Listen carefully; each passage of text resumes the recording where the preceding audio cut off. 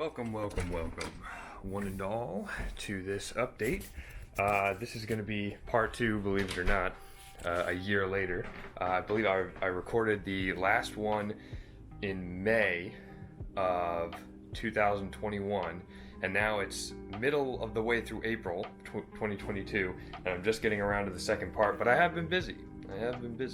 I have been working hard on the MOC itself and many other things. I've been building out just sets and stuff in my spare time, but I haven't been able to get myself to commit the energy and the time to go ahead and edit the video, to film it, to, you know, whatever. But I got a few days off in a row, and I was like, you know what? I should probably get working on that. So let's go ahead and get into what I've been up to, the changes that I've made. There's been a huge amount of changes. I think the MOC looks really good now, and it's actually nearing completion. I really want to hear some feedback. I want to see a comment from everybody who watches this and enjoys it as to what you guys think I could add to this to really bring out the or bring it to the next level, rather. So let's go ahead and get into it. All right, so here's the MOC. We'll go ahead and get started, and we'll go from one side to the other. I wanted to put the Brixolotl business card over here that I got with one of my orders. A lot of this stuff wouldn't have been possible without the Brixolotl store, which I was turned on to by BrickWiz. And if you guys are ordering during the time that he's doing his Building Raxus and Lego series, you can get a free little Star Wars gift with the BrickWiz code at checkout, and she'll just put a little gift in there for you at the end for free, which is great. I've gotten a couple of them so far. So let's start out with this area over here. I have this little mud area. It's just kind of like a little, it was going to be water initially, and then I found these cool little caramel tiles at the Lego store on the Pick-a-Brick wall, and I said, oh, that looks great. I'll just go ahead and fill this area in over here. And there's a similar area over on the other side over there that I did something similar with, and that's just a little muddy area. I've got some mortars over here. This whole area is designed to be a mortar pit, and then I created this little box with a lid on the side of it. The lid's not attached, but there's pieces on the bottom of it that make it so that I can kind of lean it up against the side there, and it looks like the lid was just kind of taken off. And then there's little silver cones in here that are designed to look like mortar shells that are in here. And this whole thing is just made with a couple of door pieces and some tiles around the sides to make it look like one of those little hover crates that you see sometimes in Star Wars with munitions in them. So that's nice. Go ahead and put that back. This area over here, I've just gotten done doing a little bit more terrain detailing on and putting some clone troopers in, because I wanted to get an idea of what that all would look like with clone troopers in it. And I'm still experimenting with the way that I'm going to do foliage in this more rocky area over here, less grass. There's a very defined area at the edge of this piece of terrain right here where the grass stops and it starts getting a bit more sporadic, and I don't want to overdo it with the foliage in these areas, but I do want to have something there, because over here, like, I haven't gotten to this area yet, you can kind of see what it would look like over here without any grass on it at all. And with this little river running by here, it's hard to believe that the foliage would just stop at the shoreline and not come any more inland. So that's kind of the thing that I wanted to get across with that. So speaking of that, we'll move on over here to our little river, and I've got some yellow frogs and some brick pieces in here. I don't have any trans blue pieces that I can put down, like any dots or any trans blue tiles, and I couldn't really find them for a decent price on Bricklink and Mass, so I just decided to go with the brick pieces in general, and I went with some leaf pieces with some smaller leaves that I got off the pick a brick wall, and those are just kind of leaned up against in there. This one's the same deal, it's just kind of leaned up against here. These little bushes are not really connected to anything, they're just leaned up against to make them look more three-dimensional. These little, I don't know, what do you call them, stems, I also got on the pick a brick wall just yesterday actually, and I decided to add some of those in to give a little more dimension to what used to be a really flat area along the sandy parts right here. So I also added these little trees. I got some brown stems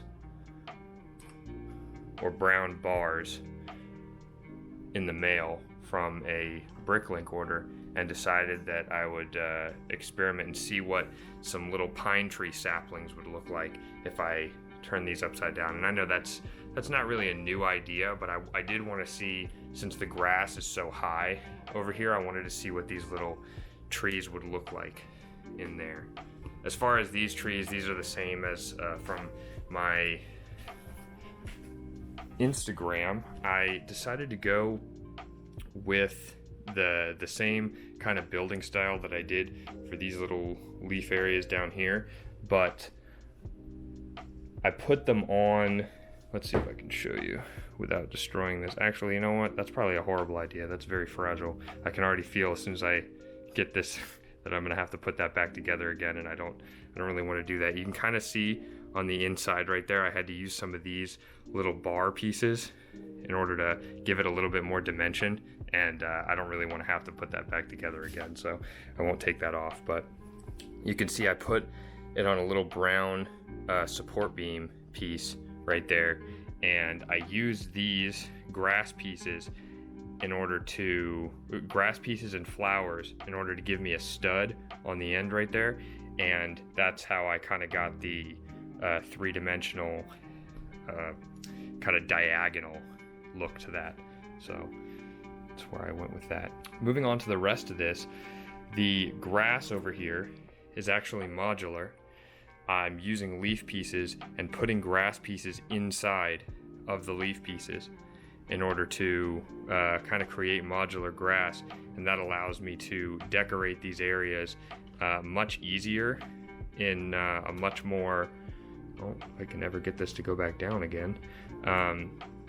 It allows me to decorate these areas much easier, so I'm not just having to, work around just the little grass pieces, because that was really frustrating me.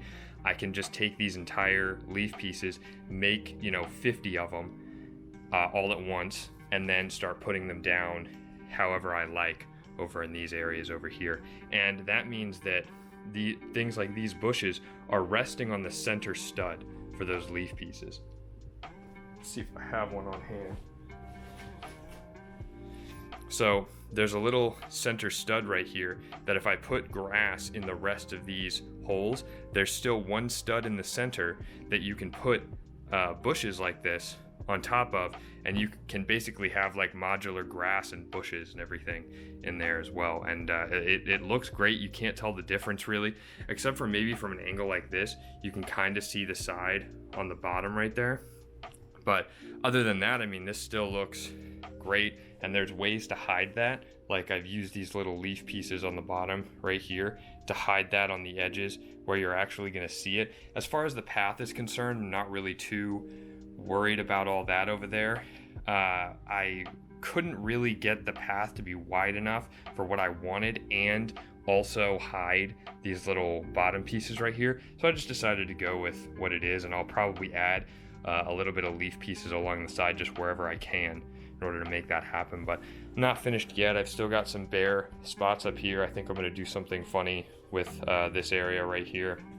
Maybe have some like clone troopers fishing or something like that. I think that would be kind of funny. Not done doing the terrain up on top of this where this larger second tree is either, so not really done with that. But on to the path right here. This path, a lot of these pieces, these little brick pieces right here, as you can see, they're not actually attached to anything. They're just kind of in between pieces that are attached to studs to the bottom right there. And the reason that I had to do that is because I wanted to give the path this kind of look like it's winding and bending. So if I go directly from the top down, you can see that it's kind of offset, and that's kind of not possible with the right angles that Lego is built at. So over on this side, you'll see basically the same thing that I have over on the other side with the grass and the bushes and everything. It's basically built in more or less exactly the same way, and you have similar trees and everything as well. I haven't really gotten through transitioning the grass area into the trench over here just yet. Speaking of the trench starts over to the left here and moves way over to the right, as you can see. I wanted to put down these little grate pieces, but in between that I knew I was going to need a lot of studs because I'm going to have a lot of clone troopers in here, so I needed somewhere for them to stand, and I thought that this texture looked just right with the dark blue-gray tiles on the outside, just like that. So moving over to the front and top of the command center here, we'll start at the front. I've got this almost difficult to get my camera in here. It almost looks, it's kind of frontal armor, where you can see there's almost like a pillbox area right here where clones can stand on the inside, and there are studded areas where I can attach clones' feet to the ground in order to do that, and that's just in front of, you may be able to see in there, there's a holographic table and everything, as well as in the corner right there, there's some a crate with some weapons in it as well. And then as we move to the top, there's some mounts for some binoculars and things like that, place for a couple of clone troopers to stand.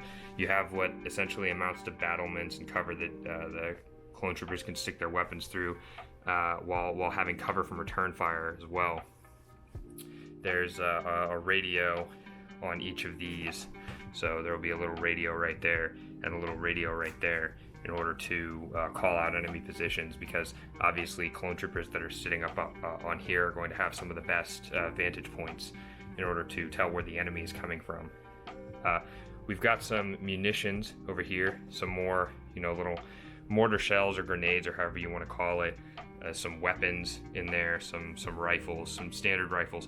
Obviously the clone troopers themselves have these custom rifles. I just got these off of Etsy, but they look in the same style as Clone Army Customs or anything like that. But yes, the regular clone troopers are holding the regular DC-15s, the carbine versions, and then the jet trooper is holding the rifle variant with the stock. So moving over here, we have this anti-aircraft ball turret, which took me quite a long time to prototype, and I'm very proud of it.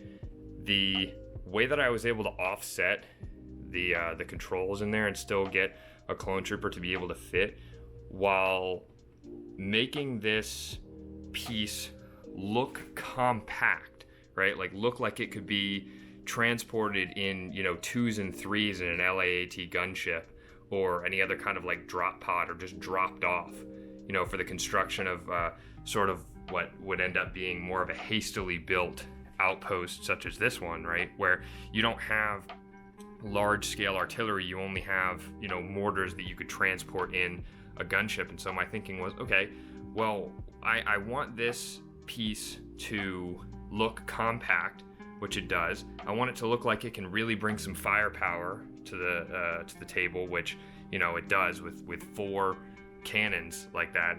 It looks relatively beefy. I want it to look like it actually has some functionality with the controls here, and I also want it to look like it has some sort of cooling system in order to keep it fed, or some ammunition ports on the back so that it looks like it can keep it fed. And you've also got a large power cell on the back here, which would probably require another clone trooper, but most anti-aircraft batteries from any kind of a war or any kind of ship or outpost or anything, this is more designed to mirror that, and it would require a crew. Now, I don't have any other clone troopers up here just yet, but MOC's not finished yet, so it would require someone to man the power and also reload the weapon itself with extra ammunition and what have you, and that's more or less what this is designed to signify up here. And there's controls on this box as well because as we've seen many times throughout like the Clone Wars and Star Wars in general, a lot of these crates have repulsors in the bottom that clone trooper can just hit a button and they'll float alongside, because obviously that makes it way easier so that the individual themselves doesn't have to carry the ammunition or anything that's inside. So the top of this outpost does come off and we can see what's inside. Obviously there's a lot of floor detailing in here, what with the grate pieces on the floor and a lot of tiles. I didn't really have anything other than 1x2 dark blue gray tiles that I got off of my pick-a-brick wall. I managed to get 2 large cups, and that's hundreds. So that's why they're featured so heavily in the backside of this MOC over here. But as you can see, there would be, clone commanders and Jedi would congregate around this hollow table whenever there were any kind of communications that needed to be had. There's some weapons over near where the front of the outpost is, in case any kind of attack was being made on the outpost, because after all, this is a very small outpost. Its only armor is ATRTs, and well, they're not exactly super combat capable, but they are very good for scouting, which is basically the design structure of this outpost in general, is just forward observation.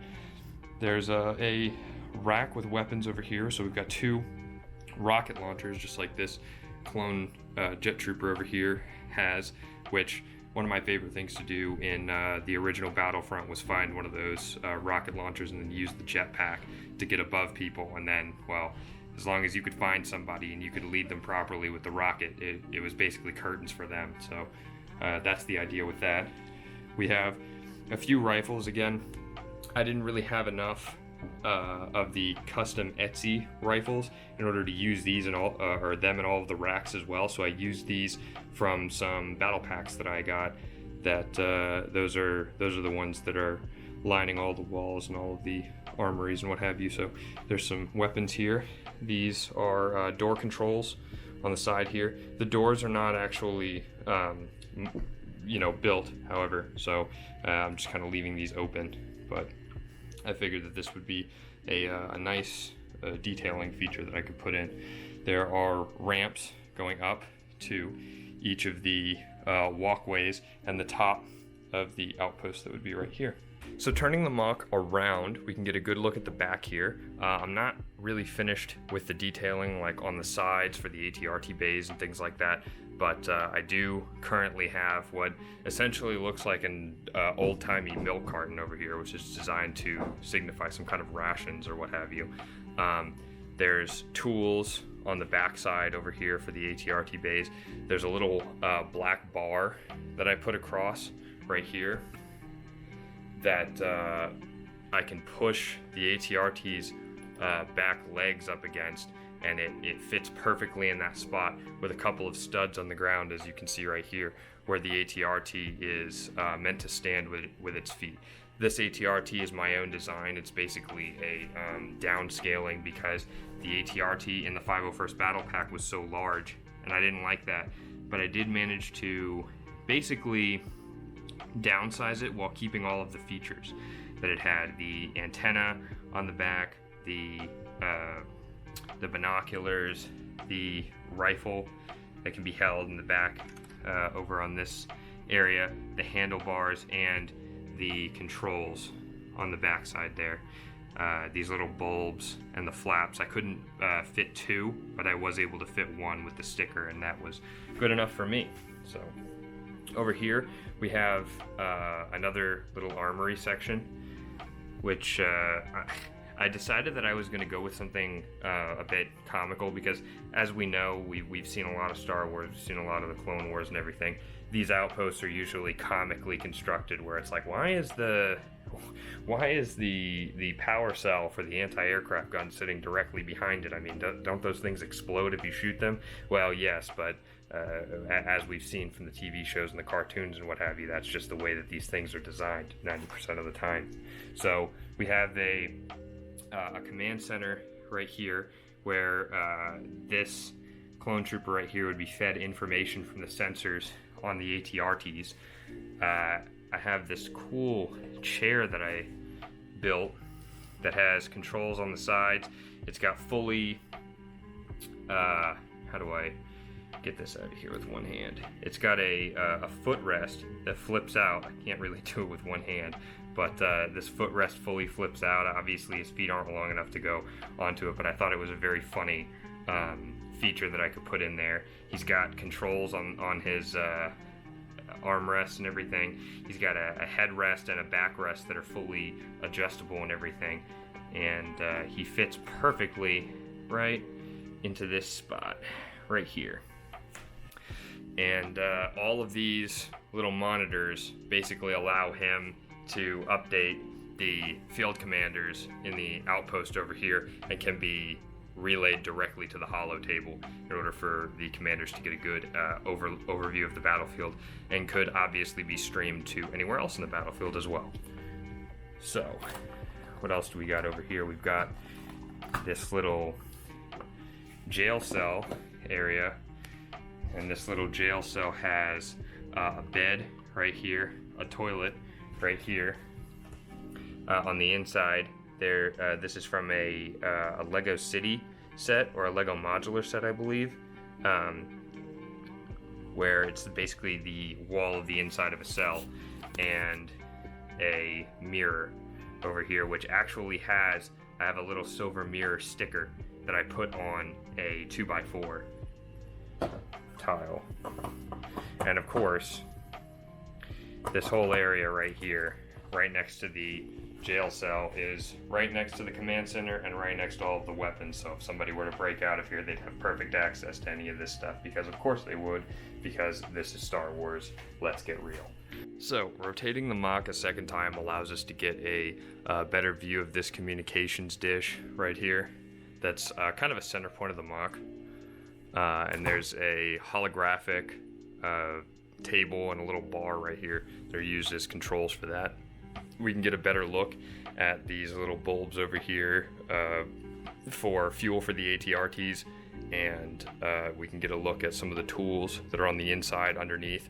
And all of this under here is all tiled off, and it is just high enough for minifigures to walk underneath, and there's a few studs down there in order for me to put some clone troopers that are moving out to this trench right here in the future. Moving up to the top, we can get a better view of this walkway right here, and the handrails that I've used in order to keep people from falling off of the back. This kind of area up here has not really been detailed off on the floor yet, but I did decide to install this little turret up on the top here, which has a great field of fire out up onto the front of the MOC right here, or the front of the base off into the woods, in case any enemies are coming down this path. It's not a perfect line between the turret and the path, but it's good enough.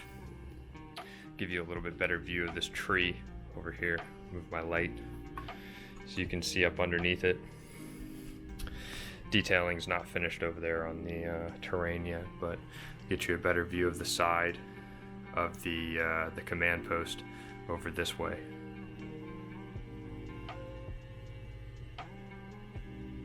Some of the detailing in the back here as well on the wall. And let's go ahead and put the top back on, and I'll give you guys a once over of the MOC once again, and then we'll be done. One more once over the MOC from this side. This is something that I've really enjoyed making, and I believe I started this in late 2020, and I just really didn't have a whole lot of time in order to finish, but seeing how far it's come from then to what it is today has been really inspiring, and thinking about displaying this at Brickfest in Charlotte, North Carolina here in the end of July. So I've still got a few months to finish it and then to transport it there. And I think the next MOC that I'm going to have and that I may also display there is I'm going to make a diorama for my AT-AT.